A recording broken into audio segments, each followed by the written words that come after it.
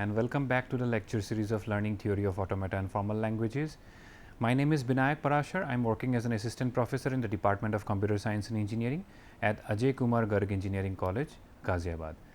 So, this is unit number 1 and we are learning about the basics of finite automata or automata. Okay. Till now we have tried to grasp almost all the basic topics related to automata theory, where we have understood the basic preliminary topics like alphabets, strings, languages. Okay. Then we have understood what is the meaning of automata and finite automata. We have understood the categories of finite automata, which is divided into two categories: finite automata with output, without output. If we talk about finite automata with output, it comprises of Mealy and Murray machines. If we talk about finite automata without output, we comprises of DFA, NFA and FA with epsilon transition. So, these all topics that I have mentioned has been covered till now, and this is your lecture number 10, and we will try to cover up here some of the properties related to finite automata, and these properties I will try to extend in the upcoming video lecture also, where we will look into the concept known as regular language, and there also we will look into the same concept, that is the properties. But we will try to elaborate maximum points in this video and some points in the particular last video. Okay. And apart from that, we will look into one more topic, that is known as your equivalence of DFAs. Means if we look into two finite automata, how do we justify that these two finite automatas are equivalent to each other. So, overall I will try to sum up in this video some of the important points which we have covered till now, and so that you can get a brief review of what we have done till now. Okay. So, let us get back to this topic and let us start off with the first slide.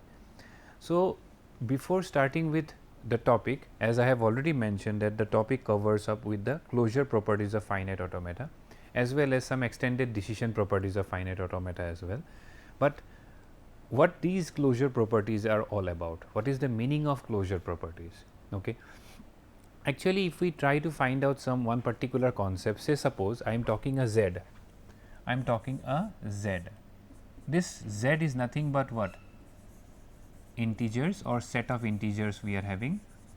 Okay. It may be having a positive values, it may be having a negative values. Okay. Now, suppose if I take 5 and I take -6. So, suppose these two integer values that I have taken, if suppose I use a operation, say suppose add or addition operation, then whatever result you are getting or whatever result you will be getting will fall under where? We will fall under set of integers only. That means we can say that these two positive and negative set of integer numbers are closed under addition. Okay. That means we are trying to find out some similarities between two numbers, or some I am talking about numbers as of now, talking about two numbers, and if a operation is being performed over these two numbers, whether we are getting the same set of result or not. If yes, then we can say that these two these two numbers are closed under this particular operation. Okay. That is the meaning of closure property. Okay. Now, if we go with this particular concept and try to relate with the finite automata concept or try to relate with the regular language concept, okay, then let us check that what properties it includes. Okay. So, let me erase the part that I have used as of now, and let us check how many properties we can come across with the concept of closure. So, first one is your clean closure, second one is your positive closure, third one is your complement, fourth one is your concatenation, fifth one is union, sixth intersection, seventh is set difference, eighth is homomorphism, ninth is inverse homomorphism.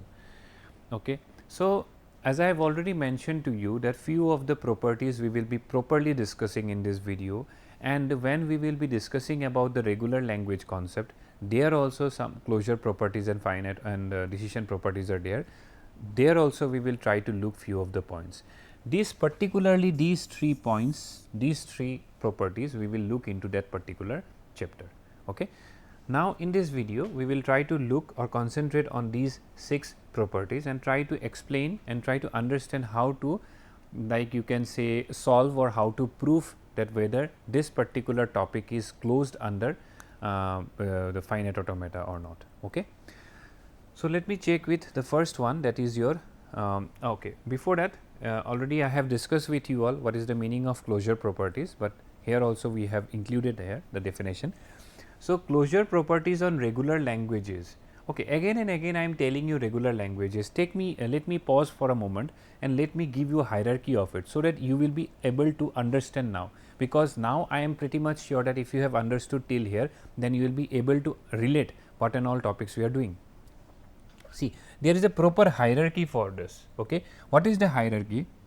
First comes finite automata, thereafter comes push down automata. So, I am just writing in a short form, okay, and I am pronouncing, you can note it down if you want. Then next comes linear bounded automata, and finally it comes Turing machine. Okay. So, in the next video we will be coming across with the concept of regular expression. That time we will be discussing about acceptor, generator and representator topic. So, that time we will be able to know.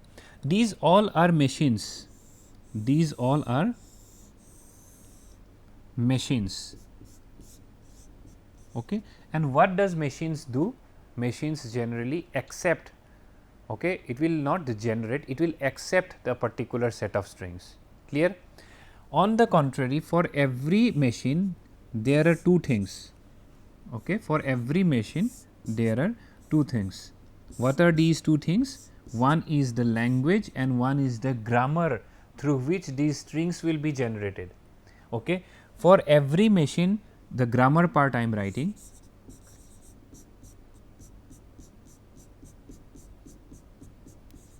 Okay. For finite automata, it is said to be regular grammar, which you will be looking into unit number 3. Okay. PDA, context free grammar. For linear bounded automata, it is context sensitive grammar, and for Turing machine it is said to be unrestricted grammar. So, I am just pronouncing, you try to note it down. Regular grammar, context free grammar, context sensitive grammar, unrestricted grammar, and these are the grammars for associated with each individual machines, which are responsible for generating strings. Clear? Next comes, for all these machines there are set of languages which is said to be regular language, regular grammar, context free language, context free grammar, then context sensitive language, context sensitive grammar, and for unrestricted grammar we are having two languages, one is recursively enumerable language or recursive language. So, this is the overall hierarchy where I am going from low to high. Okay. If we look into the expressive power, Turing machine is having the highest power compared to finite automata. Why? It depends on the language with which these machines are accepting. Okay. And overall this hierarchy is said to be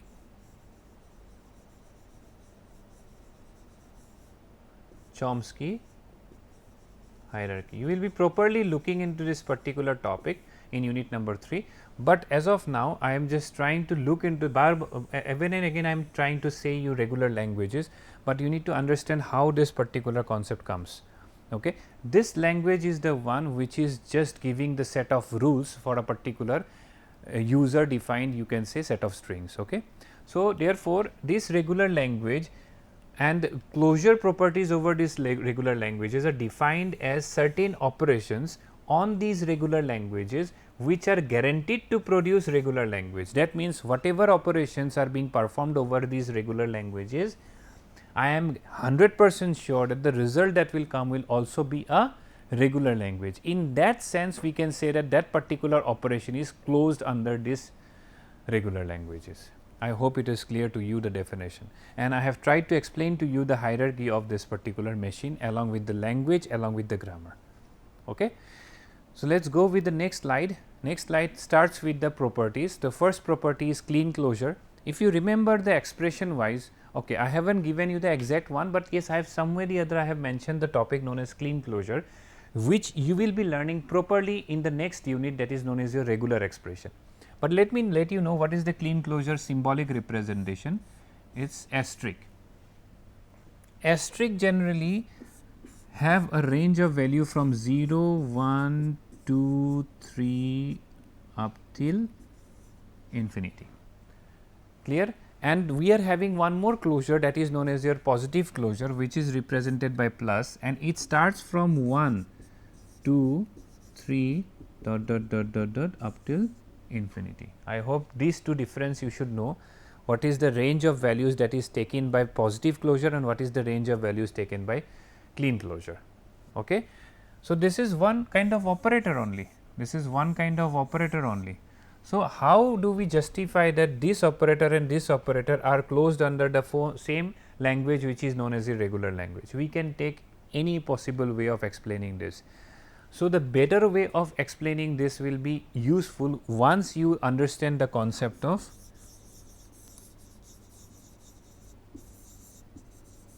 regular expression, which you will be learning in unit number 2. So, once you have understood the concept of regular expression, it will be easy for you to prove that these two operators are closed under regular languages, okay, or you can say the regular languages are closed under clean closure and positive closure. Let me take an example. I hope this is clear to you all. I have taken two example. L1 is equals to A union B, A union B. Okay. Now, if I take clean closure of it, definitely what it will do? It will keep on increasing the length, and some way or other you will be getting all sequence of alphabets comprising of L1, and definitely we can say that L1 to the power clean closure will give you the same result. So, some way or other you will be getting what? A regular language only. So, therefore, for every possible regular language, for every possible operator like clean closure and positive closure, it will always be regular language result. Okay.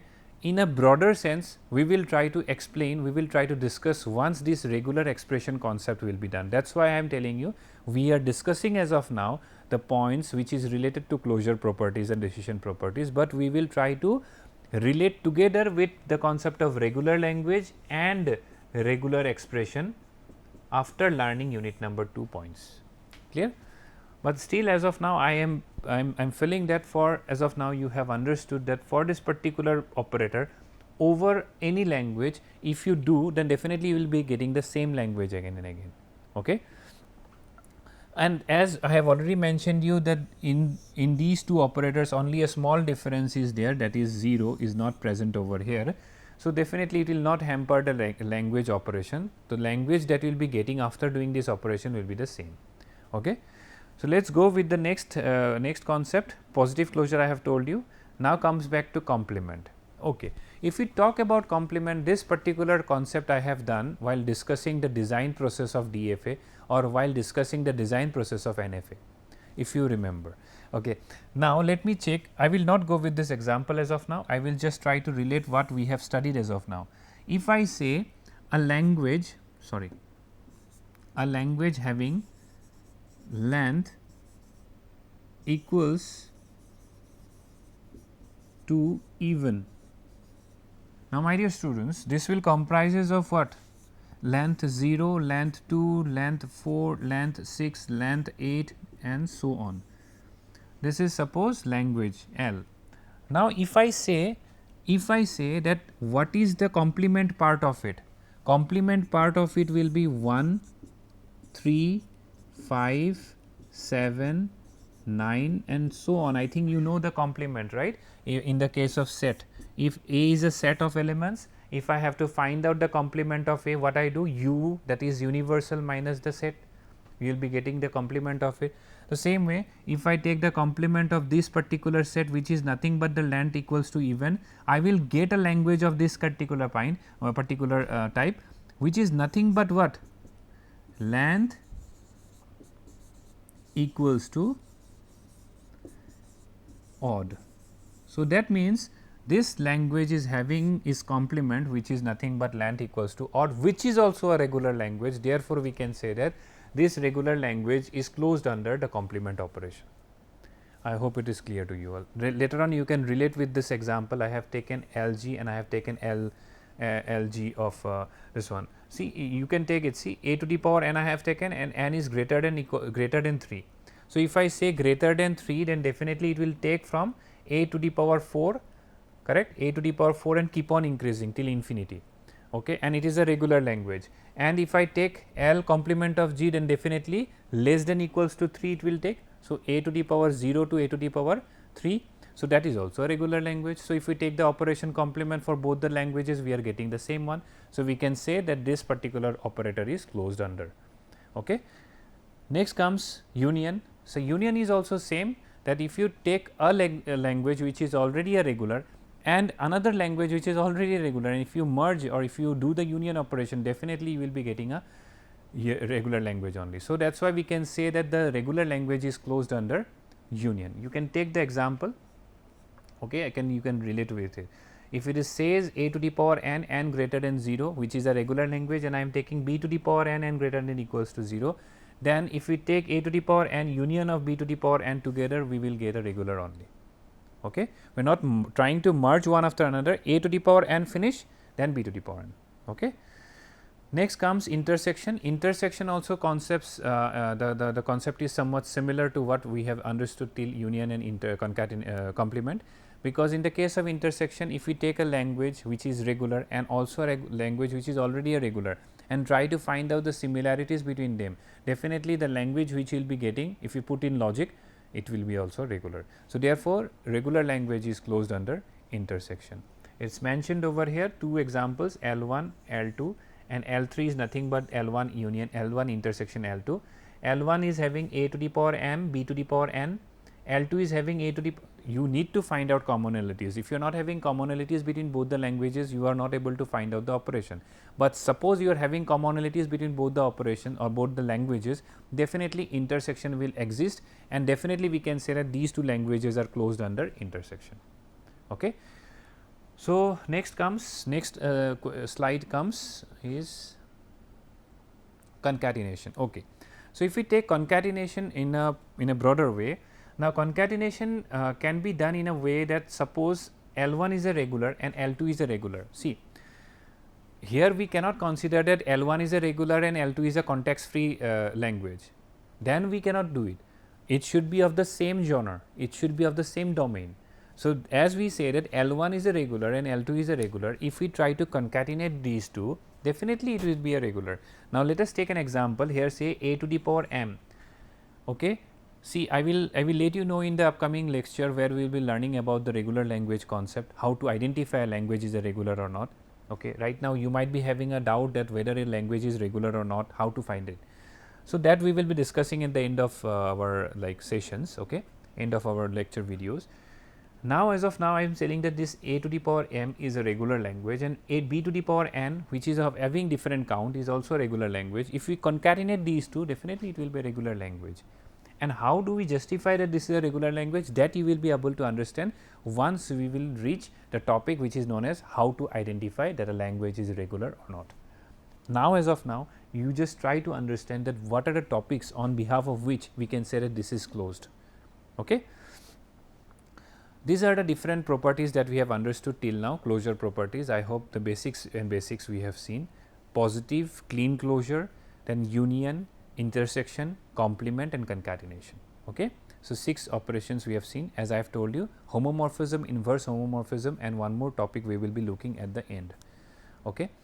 Now, come to the next property, which is known as decision property. This is also an important point of view if we look into some of the parameters. See, these are nothing but properties also, you can say parameters also. Now, if I take a language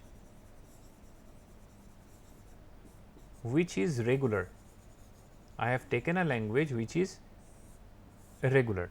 Now, if I say a regular language, okay, that means is this language is having some sort of suppose elements in it, some sort of elements in it, or we can say some sort of strings in it.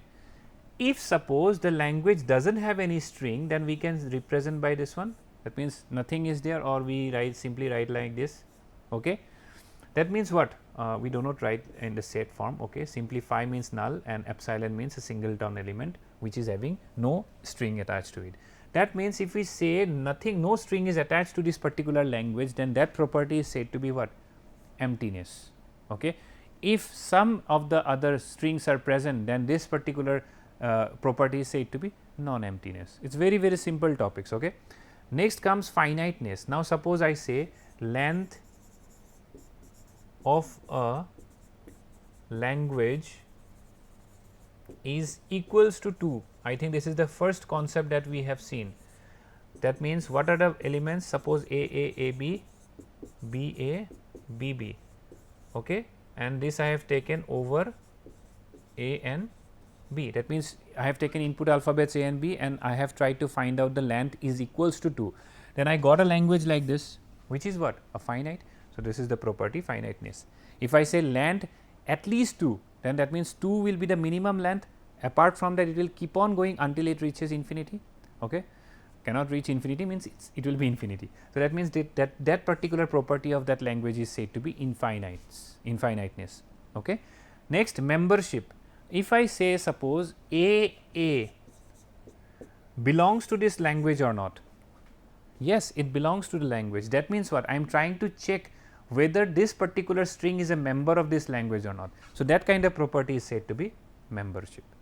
And equality. Equality means, if I am trying to compare two different languages, okay, and trying to find out the equivalence between those two languages, then it is said to be the property as equality. Therefore, 6 properties are there. One is your emptiness, next one is your non-emptiness, third one is your finiteness, infiniteness, membership and equality. I hope this particular properties are clear to you all, and these properties generally assemble and says as decision properties. Okay. Now, let us go back to the last topic of our today's session, that is your equivalence of DFA. In order to find out two finite automatas whether they are equivalent to each other or not, we just need to focus one important particular parameter. I will let you know what that parameter is all about. First of all, conditions is that two finite automata over any input alphabet are said to be equivalent if they accept the same set of strings. This is the first condition, which is logically till now you have understood, I think so. Okay. If two languages are, if two automatas or two languages I am talking about over any input alphabet are said to be equivalent when they will accept the same set of strings. Clear? The first condition, I think it is clear to you all. Next condition says that when two finite automata are not equivalent, then there is some string over this particular alphabet satisfying the following condition, that is, one automaton reaches a final state and the other automaton reaches a non-final state. That means, suppose this is FA1 and this is FA2, and FA1 reaches final state and FA2 reaches non-final state. In that scenario, we will say that those two automatas are not equivalent. So, this is the second condition that you need to follow. So, let us check an example and we will discuss properly. The question is given to you, two finite automatas are given, figure A and figure B. Okay, and we need to understand that these two finite automatas are equivalent to each other or not. See how to do that. First, I got these two diagrams with you. I got this two particular transition diagram. I will try to take a comparison table for it like this. Comparison table says I am having Q and Q slash. Okay, Q and Q slash. What is this meaning? Q comprises of all the states of figure number A. Q dash comprises of all the states of figure number B. Clear? And QC means what? Q means the first figure states on sync input alphabet C, because here we are having two input alphabets, which is nothing but C and D, Therefore, we will try to find a comparison table where I will put down these states into pairs from both the figures. Clear? Now, let us discuss this Q and Q dash. So, first state will be what? Q1. Now, we will start off with the initial state. Here initial state for figure A is Q1 and here Q4. So, let me check it out here. This one will be Q1 and Q4. Now, let me take, now you can just look into the diagram. Q1 on sync C, Q1 on sync C, where it is going? It is going to itself. So, therefore, it will be Q1. Then Q4 on sync C, it is going to itself, correct? So, that means it will be Q4. Now, we have to check that whether it is a non-final final. Whenever you find any kind of pair which is final non-final or non-final final, then you have to stop and you have to declare that these two automatas are not equivalent to each other, as I have already mentioned in the point number condition number 2, final and non-final or non-final final. You have to continue this comparison when you reach final final, non-final non-final, got it. So, if you find any kind of pair which is final final, non-final non-final, then continue this process. Next, Q1 on sync C D, Q1 on sync D, it is going to Q2, okay, and Q4 on sync D, it is going to Q5. Okay. So, this is what, now look at this Q1 and Q4, Q1 and Q4 are both final final. So, final final means nothing to do, though you can continue with the process. Q2 and Q5, Q2 and Q5 both are non-final non-final, continue the process. So, like this you have to continue the process. Next step, next state will be what? Next state will be Q1 and Q4 is done. Now, I can continue with what? I can continue with the new states. Now, how do we find out the new comparison states? It is very simple. When we are checking for Q1 and Q4, try to find out any new pair came or not. Yes, a new pair came, right. So, bring it down as we do in NFA to DFA conversion, Q2 and Q5.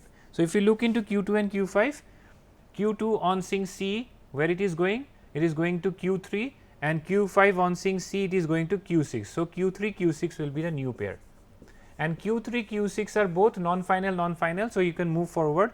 So, Q2 Q5 on sync D, Q2 Q5 on sync D, Q2 on sync D, where it is going? It is going to Q1, and Q5 on sync D, it is going to Q4. So, it will be Q1 Q4, Q1 Q4 already been scanned, correct. So, I have got a new state, that is Q3 Q6, bring it over here, Q3 Q6. So, Q3 Q6 what I have to do? Q3 Q6, Q3 on sync D, C, Q2, and Q6 on sync C, Q7. So, Q2 Q7 you got it, and Q2 Q7 is a new state and both are non-final non-final. I can move forward.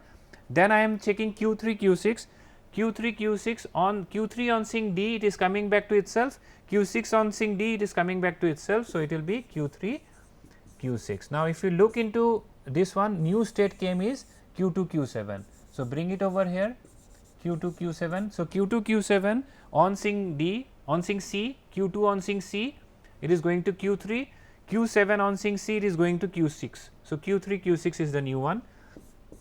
Oh, it is a new one? No, it is not a new one. We have already scanned Q3 Q6, correct. Now, Q2 Q7 on sync D, Q2 on sync D, where it is going Q1, Q7 on sync D, where it is going Q4. So, it is nothing but Q1 Q4, Q1 Q4 is already been scanned, correct. So, is there any new state? No new state, okay, and we are done with the process, and I can say that the figure A and figure B are equivalent to each other.